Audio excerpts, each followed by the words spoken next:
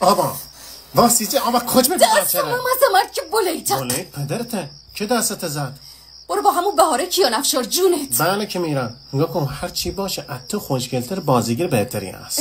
بله باشه آقا امیر پس منم میرم تو جان سخت. بفرما برو اونا رفتن تحچات معلوماتش ببینم کجا میرسی. ناخونت گره تو چشم فقط درک کشک زنچن کرده بودن چشم درد گره امیر. نگاه کن آبا تو تا اینجا بودی اگه چهاب حسینی بودی اوج مبری فراد اصلانی است خدا شاهد پات جان سخت بذاری نامرد اگه نرت پایتخت فهیمر برسونه با مرد دختر خدا کن صدا سگ بدی از شکدا بری.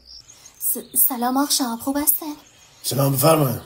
ضمن قدردانی از تلاش‌های شما برای روتیدن زندگی مردم شما اینجا میخوان قتل بندازه گردن یکی که زنش طلاق بگیره ما اونور تو جانسخت قتل آماده ای داریم. ببین من کار به چیزا ندارم. اونجا که زن کیه؟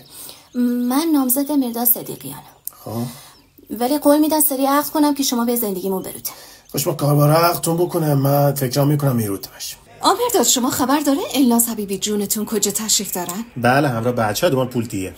نه خرف رفته اگل شهاب حسینی تو آبان. تو شما؟ تو من نه تو سریال آبان.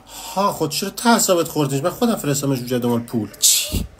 چقدر شما کثیفن. هاتت میزی خدا شما سریالا دومان میکنی دیدنش تو گاز چو کردی اونجا. الان هم تو بخوای بشینی نگاه کنی ها؟ خود چه کام میخوام واسید که نگاه کنم. حالا هم چی شد رفیقات همه میمیرن الناز فلج میشه.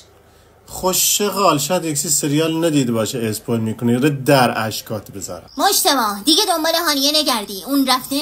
کجا رفته؟ تو پونشیر تو سال کشتی نه شهاب حسینی الان افتاد سر لج هانیه رو بندش برد تو آبان. تو آبان؟ تو سریال آبان نه کاور جدید شو اینو بیان نشون ندادن نگی دروغ میگم.